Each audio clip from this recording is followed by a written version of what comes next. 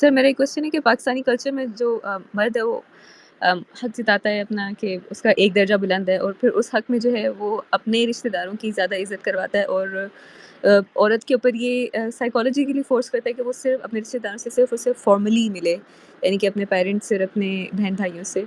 تو اور اپنی جو جوائنٹ فیملی سسٹم ہے اس میں اپنی ماں کو اور اپنے بہن بھائیوں کے زیادہ اس کو قریب کرنا چاہتا ہے. تو کیا سر اس کو ہم سائیکالوجیکل مینیپولیشن میں لیں گے، اور کیا اس کی بنا پہ کوئی سیپریشن یا اس طرح کا کیس ہوتا ہے؟ Well, I would do that if I were you. اگر میں آپ کی جگہ ہوتا تو میں کرتا، کیونکہ اسلام میں جو چیز آپ پہ فرض نہیں ہے اور فرض قرار دی جا رہی ہے تو یہ ظلم ہے.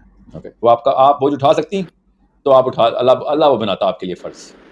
اللہ تعالیٰ نے وہ تمام چیزیں فرض کی ہیں کہ جو آپ اٹھا سکتی ہیں ان کا بوجھا، جو آپ نہیں اٹھا سکتی ہیں اللہ نے وہ فرض نہیں کی. اس لیے بدعت اتنی گندے لیول پہ گناہ ہے کہ وہ چیزیں نہ ڈال دو اسلام میں جو اللہ نے نہیں ڈالی ہوئی. انسان بوجھ نہیں اٹھا سکے گا، زبردستی ڈالو گے مارا جائے گا بیچارہ. جو فرض پورے کرنے ہیں وہ بھی نہیں پورے کر سکے گا. اتنی مشکل سے مارجن پہ تو پاس ہونے سب نے، آپ نے اور فرض ڈال دیے. اس لیے تو کہہ رہا ہوں شادی کو بھی فرض کر دیا نا. بہرحال ابھی شادی کی بات نہیں ہو رہی، آپ نے جوائنٹ فیملی کی بات کی ہے. ساس سسر آپ کے فرضیت میں نہیں آتے. Sorry, this is not your job. If is making your job I would protest to the highest of degrees.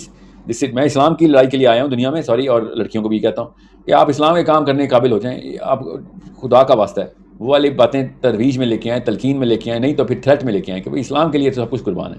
زبردستی کے فرائض نہیں ڈالیں گے آپ میرے اوپر، ٹھیک ہے؟ تو آپ کی ساس سسر اور لڑکے کی ساس سسر ایک جتنی تکریم کی حقدار ہیں، بس اس سے زیادہ کسی اور چیز کی حقدار نہیں ہے وہ.